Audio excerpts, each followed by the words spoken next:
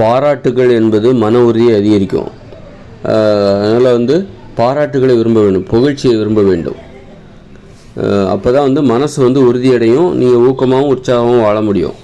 யாராவது குறை சொல்லிகிட்டே இருக்காங்க அப்படின்னா உங்களுக்கு மன உறுதி இழந்து விடுவீர்கள், நம்பிக்கை இழந்து விடுவீர்கள். அதனால் இதை ஒரு திருமண உறவில் நீங்கள் பொருத்தி பார்க்கலாம். நீங்கள் காதலிக்கிறீங்க அப்படின்னா உங்கள் காதலன் உங்களை பாராட்டிக்கிட்டு இருக்கணும், அதிகமாக பாராட்டணும், புகழ வேண்டும். அது உண்மையாகவும் இருக்க வேண்டும். அதுபோன்று ஒரு காதலி ஒரு காதலனை பாராட்ட வேண்டும், வியந்து பார்க்க வேண்டும், புகழ வேண்டும். இது இந்த ஒரு காதலன் காதலி ஒருவருக்கொருவர் அதிகமாக புகழ்ந்து கொள்ள வேண்டும். ஒருவருடைய நிறைகளை அதிகமாக பார்க்க வேண்டும், குறைகளை குறைவாக பார்க்க வேண்டும். அது மாதிரி ஒரு கணவன் மனைவி உறவு பாராட்டுகள் அங்கே அதிகமாக இருக்க வேண்டும். நிறைகளை பார்க்கிறவர்களாக இருக்க வேண்டும். ஒரு கணவன் தனது மனைவியிடம் நிறைகளை பார்க்க வேண்டும், பாராட்ட வேண்டும். அது மாதிரி ஒரு மனைவி தனது கணவனை பாராட்டணும், புகழணும். அது மாதிரி கணவனும் தனது மனைவியை பாராட்டணும், புகழணும். இதுதான் மன உறுதியை அதிகரிக்கும். சும்மா எப்போ பார்த்தாலும் ஒரு மனைவி தனது கணவனை குறை சொல்லிக்கிட்டே இருக்கா அப்படின்னா அந்த கணவனுக்கு மன உறுதி குறைஞ்சிடும். அந்த கணவனால் பெரிய வேலைகளை செய்யவே முடியாது, கண்டிப்பாக அந்த கணவனால் சாதிக்க முடியாது. அதனால் சாதிக்கவே முடியாது. குறை சொல்லுகிற ஒரு மனைவியோடு ஒரு கணவன் வாழும்போது கண்டிப்பாக அந்த கணவன் சாதிக்க முடியாது. அதே மாதிரி ஒரு மனைவியை குறை சொல்லிக்கிட்டே இருக்கிற ஒரு கணவன் அவன் அப்படி இருக்கும்போது அந்த மனைவியாலும் சாதிக்க முடியாது, அப்படி குறை சொல்லிக்கிட்டே இருக்கிற கணவனாலும் சாதிக்க முடியாது. அதனால் குறை சொல்கிறவங்களும் சரி, யாரை குறை சொல்கிறாங்களோ சரி, அது அவங்கள சாதிக்க முடியாமல் போயிடும். அதனால் நாம் சாதிக்கணும் அப்படின்னா நமக்கு மன உறுதி தேவை. நமக்கு மன உறுதி தேவைன்னா நமக்கு நெருங்கிய உறவினர், தனிப்பட்ட உறவினர் இருக்காங்களே, ஒரு கணவன் மனைவி, காதலன் காதலி, இவர்கள் ஒருவருக்கொருவர் பாராட்டுகிறவர்களாக இருக்க வேண்டும், புகழ்கிறவர்களாக இருக்க வேண்டும். ஒரு கணவன் மனைவியையும் மனைவி கணவனையும் புகழ்கிறவர்களாக, அது இயல்பாக இருக்கணும். இயல்பாகவே அவர்கள் பாராட்டுகிறார்கள், புகழ்கிறார்கள், அது இருக்கணும். அப்போ தான் அவர்களால் அவர்களுக்குன்னு ஒரு லட்சியம் இருக்கும், எல்லா விஷயத்துலையும் ஒரு லட்சியம் இருக்கும், அதை அவர்களால் சாதித்து காட்ட முடியும். ஒரு தொழிலாக இருக்கட்டும், உடற்பயிற்சி செய்யணும், உடலை உறுதியாக்கணும், ஆரோக்கியமாக இருக்கணும், அது அவர்களுடைய லட்சியமாக இருக்கும். உடல் ஆரோக்கியம் குறித்த லட்சியம். அது தொழிலில் ஒரு லட்சியம் இருக்கும்.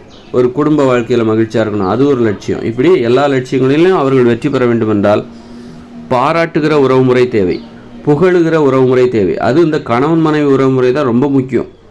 ஒரு தந்தை, பெற்றோர்கள் பிள்ளைகளை பாராட்டணும். எப்போ பார்த்தாலும் குறை சொல்லிகிட்டே இருந்தால் அந்த பிள்ளைகள் கண்டிப்பாக ஜெயிச்சுக்கிட மாட்டாங்க. அதனால் ஒரு குறை சொல்லுகிற ஒரு கணவன், குறை சொல்லிக்கிட்டே இருக்கிற கணவன், குறை சொல்லிக்கிட்டே இருக்கிற மனைவி, கண்டிப்பாக இவர்கள் இப்போ ஒரு கணவன் எப்போ பார்த்தாலும் குறை சொல்லிக்கிட்டே இருக்கானா தனது மனைவி, அப்போ அந்த மனைவியும் சாதிச்சுக்கிட மாட்டாங்க. எப்போ பார்த்தாலும் குறையே சொல்லிக்கிட்டு இருக்கிற அந்த கணவனும் சாதித்து கொள்ள மாட்டான். அது மாதிரி ஒரு மனைவி ஒரு கணவனை எப்போ பார்த்தாலும் குறை சொல்லிக்கிட்டே இருக்காங்களா, அப்போ அந்த கணவனும் சாதிச்சுக்கிட மாட்டான். அப்புறம் அந்த மனைவியும் குறையே சொல்லிக்கிட்டு இருக்கிற அந்த மனைவியும் சாதிக்க மாட்டான். அதனால் நீங்கள் வாழ்க்கையில் வெற்றி பெற வேண்டுமென்றால் உங்கள் உறவு முறையை தேர்ந்தெடுக்கும் பொழுது கண்மூடித்தனமாக தேர்ந்தெடுக்காதீர்கள். உங்கள் கணவனை தேர்ந்தெடுக்கும் போது, மனைவியை தேர்ந்தெடுக்கும் போது, காதலனை தேர்ந்தெடுக்கும் போது, காதலியை தேர்ந்தெடுக்கும் போது கண்மூடித்தனமாக தேர்ந்தெடுக்காதீங்க. பாராட்டுறாங்களா, வியந்து பார்க்குறாங்களா, உங்களை வியந்து பார்க்கிறார்களா, உங்களை ரொம்ப பிடிச்சிருக்கா, பாராட்டுறாங்கன்னா உங்களை ரொம்ப பிடிச்சிருக்குன்னு அர்த்தம். பாராட்டுறாங்க, புகழ்கிறாங்க, அதை நீங்கள் பார்த்துக்கோங்க. அப்போ தான் நீங்கள் வாழ்க்கையில் வெற்றி பெற முடியும். வாழ்க்கையில் வெற்றி பெறுவது என்பது வெறுமனே நீங்கள் உழைத்து விட்டால் வெற்றி பெற்று விட மாட்டீர்கள். கடினமாக உழைத்து விட்டால் நீங்கள் வெற்றி பெற்று விட மாட்டீர்கள். உங்கள் உறவினர்கள், அதாவது உங்கள் உறவினர்னால் யார்? உங்கள் கணவன், மனைவி, காதலன் காதலி, பெற்றோர்களை நம்ம தீர்மானிக்க முடியாது. ஆனால் கணவனை தீர்மானிக்க முடியும், காதலியை தீர்மானிக்க முடியும். நமக்கு யார் காதலி என்று நாம் தீர்மானிக்க முடியும். எனக்கு யார் மனைவி என்று என்னால் தீர்மானிக்க முடியும். எனக்கு யார் கணவன் என்று உங்களால் தீர்மானிக்க முடியும். அப்படி இருக்கும்போது கணவன் மனைவி காதலன் இதை தீர்மானிக்கும் போது நீங்கள் அவர்கள் நிறைய பேசி பார்க்கணும். பேசி பார்க்கும்போது அவர்கள் பாராட்டுகள் அதிகமாக இருக்கிறதா அல்லது குறைகள் அதிகமாக இருக்கிறதா, எப்போ பார்த்தாலும் குறை சொல்லிக்கிட்டே இருக்காங்களா, எப்போ பார்த்தாலும் புகழ்ந்துக்கிட்டே இருக்காங்களா அல்லது இகழ்ந்துக்கிட்டே இருக்காங்களா, எது இகழ்ச்சி அதிகமாக இருக்கா புகழ்ச்சி அதிகமாக இருக்கா அப்படின்னு பார்த்துக்கோங்க. அதில் புகழ்ச்சி அதிகமாக இருக்குது அப்படின்னா கண்டிப்பாக அந்த வாழ்க்கை வெற்றியாக மாறுவதற்கு கண்டிப்பாக வாய்ப்பு இருக்குது. கண்டிப்பாக அது தோல்வி அடையாது. இகழ்ச்சி தான் அதிகமாக இருக்குது. எப்போ பார்த்தாலும் குறை சொல்லிக்கிட்டு தான் இருக்காங்க. அவன் எப்போ பார்த்தாலும் குறை சொல்லிட்டு தான் இருக்கான், என் புருஷன் அல்லது என் காதலன் எப்போ பார்த்தாலும் என்ன குறை சொல்லிகிட்டே இருப்பான், என்னுடைய காதலி எப்போ பார்த்தாலும் என்ன குறை சொல்லிக்கிட்டே தான் இருப்பாள் அப்படின்னு நீங்கள் ஒரு முடிவுக்கு வரீங்க அப்படின்னா அந்த உறவு முறையை தவிர்த்து விடுவது நல்லது. ஏன்னா அது நீங்கள் தொடர்ந்தீர்கள் என்றால், அந்த உறவு முறையை மேற்கொண்டு நீங்கள் வந்து தொடர்ந்தீர்கள் என்றால் கண்டிப்பாக நீங்கள் வாழ்க்கையில் வெற்றி பெற மாட்டீர்கள் என்பதும் உறுதி.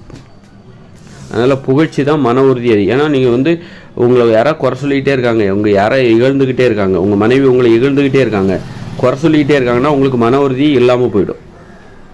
அது மாதிரி உங்கள் கணவன் உங்களை குறை சொல்லிக்கிட்டே இருக்கிறான் அப்படின்னா உங்களுக்கு மன உறுதி இல்லாமல் போயிடும். மன உறுதி இருந்தால் தான் வாழ்க்கையில் ஜெயிக்க முடியும், வெற்றி பெற முடியும். அதனால் இந்த கணவன் மனைவியை தேர்ந்தெடுப்பதில் வந்து அந்த பொறுப்பை பெற்றோர்களிடம் விடாதீங்க.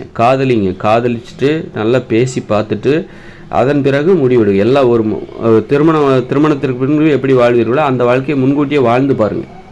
வாழ்ந்து பார்த்து உடல் உறவுலாம் வச்சு பார்த்து எல்லா வகையிலும் அவர் உங்களை புகழ்கிறாரா, உடல் உறவிலும் உங்களை புகழ்கிறாரா, அந்த உங்களுடைய மனைவி உங்களுடைய கணவன் அந்த அல்லது காதலன் வந்து தனது காதலியை எல்லா வகையிலையும் புகழ்கிறானா, உடல் உறவு எல்லா அனுபவங்களையும் அடிப்படையாக கொண்டு அவன் வந்து தனது காதலியை புகழ்கிறானா, அது மாதிரி இந்த காதலி வந்து தனது காதலனை எல்லா விதத்துலேயும் வந்து அவள் புகழ்கிறாளா, அப்போ நீங்கள் திருமணம் செய்வதற்கு ஒத்துக்கலாம்.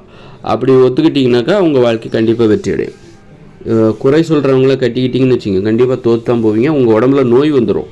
நல்லா பார்த்துக்கோங்க. குறை சொல்கிறவங்கள கல்யாணம் பண்ணிக்கிட்டால் உங்களுக்கு மன உறுதி இல்லாமல் போயிடும், உடல்லையும் உறுதி இல்லாமல் போயிடும், உடம்புலேயும் ஆரோக்கியம் இல்லாமல் போயிடும், கடைசியில் நோயே வந்துடும். அந்த அளவுக்கு அது மோசமான, அதை வந்து நீங்கள் வந்து அலட்சியப்படுத்தாதீங்க. அது உங்களுடைய வாழ்க்கையை அலட்சியப்படுத்துவதற்கு சமானம், உங்களுடைய வெற்றியை அலட்சியப்படுத்துவதற்கு அது சமானம், உங்களுடைய லட்சியத்தை அலட்சியப்படுத்துவதற்கு அது சமானம்.